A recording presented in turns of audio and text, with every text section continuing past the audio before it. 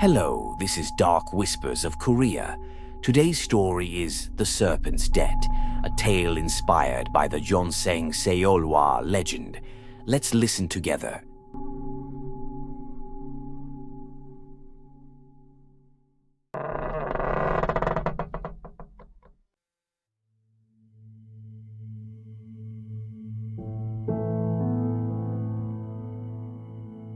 Two nights ago, Jeonju midnight. Park Dae-sik entered his medicine shop alone. The locked room had been quiet for 3 decades, but tonight, scratching, desperate scratching. Just checking. Just making sure the seal holds. The ceramic jar sat in darkness, cracked, thin lines spreading like veins. No. Not yet. Please, not yet. The jar exploded.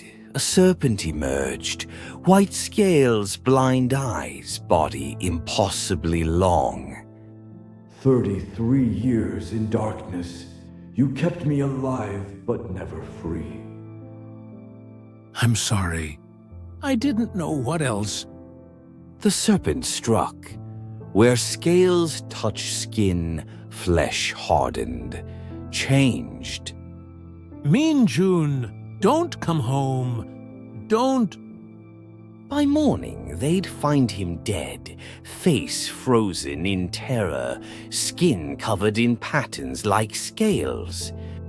Present day, Seoul. Yeah? Min-jun, your father's dead. Come home, now. What, when? 2 nights ago. But Min-jun, something's wrong. Just come. Min-jun stared at his reflection. 32 years old. 7 years since he'd spoken to his father. 7 years running from a home that never felt right. He should have felt grief, but all he felt was cold. And something else. A pulling sensation, like something calling him home. The Hanok house stood with white funeral ribbons.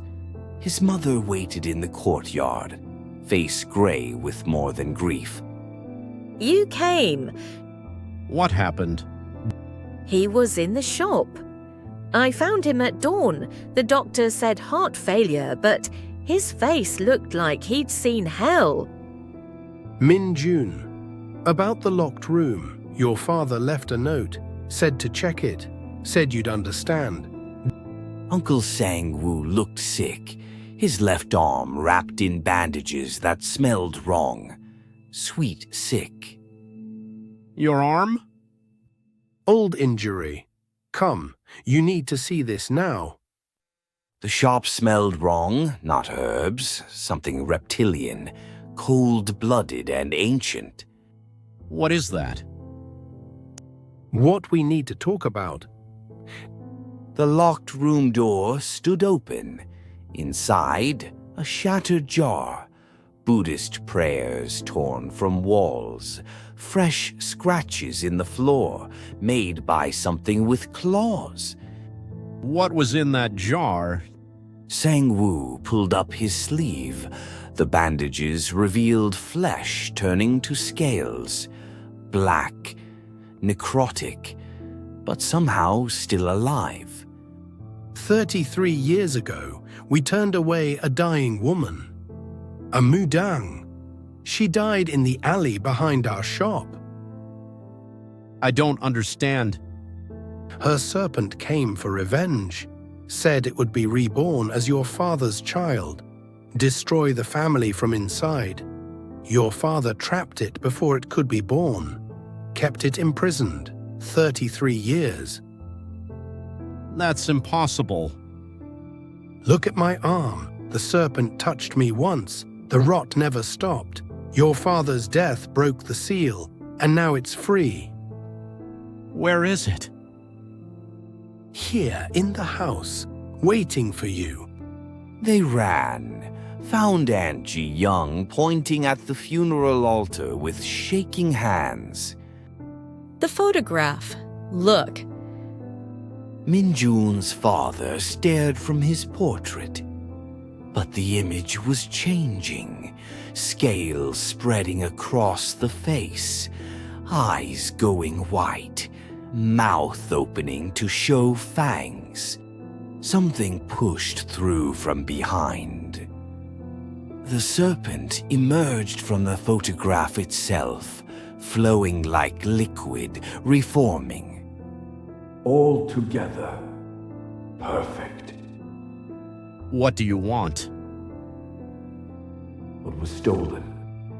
Your life. I was supposed to be born as you, to live your 32 years. But your father trapped me, fed me just enough to stay aware, conscious, suffering in darkness.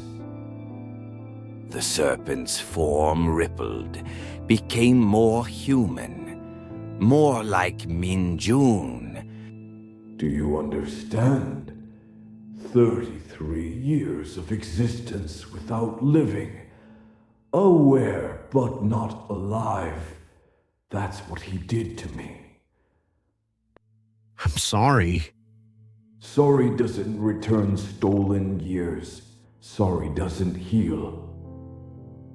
It was fully human now, Min-jun's exact face, but wrong, eyes too wide, skin too cold. I could take you now, slip inside, but I've learned patience, learned to appreciate suffering.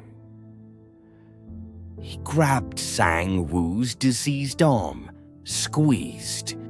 No, The scales spread rapidly, up his shoulder, across his chest, his face elongating, eyes going white. He collapsed, half serpent, still conscious, trapped in a body that wasn't his. Stop, please. He helped trap me. This is mercy compared to what I endured. Min-jun felt something on his hand, looked down. Tiny white scales spreading from his fingertips. What are you doing to me? Coming inside, taking what should have been mine, but slowly, so you feel every moment. There has to be another way. There is no other way, only debt, and I'm collecting. An ancient woman entered, mudong robes, face covered in ritual scars. Enough!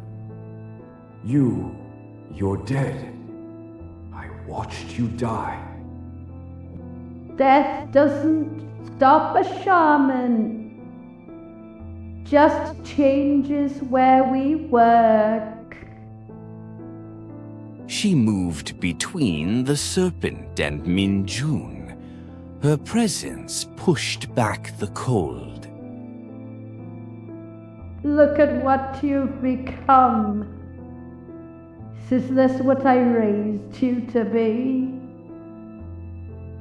They killed you. Sickness killed me. They were thoughtless and cruel, but not murderers. The serpent's form flickered, between snake and human. I can't remember anything else. 33 years of darkness. That's all I am now. So, you were loyal, you were my companion, my friend, that matters. That's who you really are. She turned to Min-jun's family. All debts must be paid, but not always in suffering, sometimes in understanding. Tell us how. Anything. The serpent is trapped by its own hate now. Someone must break that binding. From inside, must accept it completely. Then release it with compassion. That could kill me. Perhaps, or perhaps transform you both. I cannot promise safety, only the possibility of peace. Min-jun looked at his hands, scales reaching his elbows now. He could feel the serpent in his mind, cold, ancient, exhausted beyond measure. I'll do it. You're afraid. I taste it. Of course I'm afraid, but I'm still choosing this. He stopped fighting, opened himself. Let the serpent flow in. Scales spread across his chest, his face. He fell to his knees, convulsing, and inside his mind the serpent's full presence. Not just hate, loneliness, pain, grief for a life never lived. I'm sorry for what happened to you. Your sorry means nothing. Maybe, but I mean it anyway. Inside the shared mind space, Min-jun reached deeper, past the rage, past the hunger, found something else, a memory. The serpent young coiled around its mistress's arm, safe, loved. You weren't always this. You were happy once, with her. The serpent's rage cracked. Grief flooded through. I miss her. I've missed her for so long. But the hate was all I had left. You don't need it anymore. You can let it go. Let her memory be love instead of rage. Min-jun felt his heartbeat slowing, the transformation nearly complete. But he pushed deeper still, showed the serpent his own memories, his father's stern face, the guilt he'd carried for leaving. We're not so different. Both of us trapped by the past. Both of us suffering for debts we didn't choose. But you got to live. You were free. Was I? I ran for 7 years. Felt wrong my whole life. Like something was missing, like I was incomplete. He let the serpent feel his loneliness, his displacement, the hole in his soul he'd never understood. That was you, the space where you should have been. I felt your absence my whole life. The serpent went still, silent, then quietly. You really did feel me. Every day, I just didn't know what it was. The rage began to dissolve, not disappearing, transforming, becoming something softer, something like understanding. I'm so tired. Tired of hating. Tired of hurting. Then rest. Rest with me, not as enemies, as what we always were. Two halves of one life. The serpent's form, human, snake, neither, began to change. The white scales glowed, became light, pure light flowing into Min-jun completely. The scales on Min-jun's skin stopped spreading, began to recede, but slowly, and they didn't disappear completely, faded to faint patterns under his skin, permanent. Part of him now. Good. The hate is released. The curse transformed. You are no longer two beings fighting. You are one. Merged. Min-jun opened his eyes. The scales were mostly gone, but he felt different. Older. Carrying 2 lifetimes of memory now. His own 32 years. The Serpent's 33 years of waiting. Min-jun, are you... I'm okay. We're okay. Both of us. He looked at his hands, saw faint scale patterns under the skin, felt the Serpent's presence inside him, not controlling, coexisting. It's not gone. It's part of me now. I can feel its memories, its instincts. We're together. The debt is transformed. Not erased, never erased, but changed into something that can heal instead of harm. She touched Sang-woo's transformed face. The scales began to fade, slowly, painfully, but they faded. He gasped, returning to fully human form. Thank you. Don't thank me. Thank your nephew. He chose compassion over fear.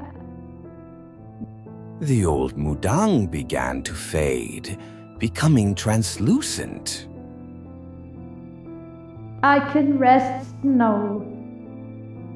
My companion is free, not dead, not imprisoned, free to live in a new way. She was gone. The house felt warm again, but changed. Is it really over? Not over, changed. I carry it now. The Serpent, its memories, its life. We're merged. Is that safe? I don't know, but it feels right. Like I was always incomplete, and now I'm whole. They held the funeral the next day, but burned offerings for 2. One for his father, one for the Serpent's mistress, honoring both debts, both lives. Min-jun stayed 3 weeks. The medicine shop felt different now. Sometimes he knew which herbs to use without thinking, could sense sickness before symptoms showed. The Serpent's knowledge flowing through him. Gifts from a curse transformed. On his last morning, his mother held his face in both hands. Your eyes, they're different, more green than brown now. The Serpent's eyes were green. I think I'm becoming something new, not quite human, not quite serpent, something between. Does it frighten you? Sometimes. But it also feels like coming home, like I'm finally the person I was supposed to be all along. Will you come back? Yes, often. The shop needs me now, and I think I think I need it too. They held each other for a long moment. Then Min-jun stepped back. I have to learn what this means, what we are now, the Serpent and me, but I'll figure it out. Together.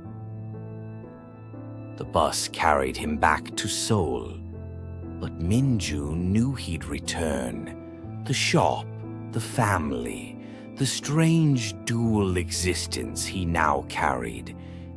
He touched his neck, felt smooth skin, but underneath, just beneath the surface, scale patterns remained, hidden, waiting, part of him now, forever. In the window's reflection, his eyes caught the light, more green than they'd been. The serpent looking out through his gaze, not possessing, sharing. Two beings merged into one. Some debts aren't paid with suffering. Some are paid with transformation, with acceptance, with two enemies becoming one being who carries both their stories forward. The serpent would never have the life it was promised, but it had something else now, a second chance, a shared existence. And Min-jun, who'd always felt incomplete, was finally whole. Not human, not serpent. Something new, something that carried 32 years of life and 33 years of waiting, merged into wisdom neither could have achieved alone. The rain fell soft against the windows. The city lights blurred past, and inside Min-jun, the serpent rested, not sleeping, not gone, simply being. For the first time in 33 years, simply being. Some curses, when broken with compassion instead of violence, don't end. They transform, become something that wasn't curse or blessing, but something entirely new. Min-jun closed his eyes, felt the serpent's presence like a second heartbeat, steady, calm, at peace. They would learn together what it meant to be this new thing, this merged being, and whatever came next, they would face it not as enemies, but as one.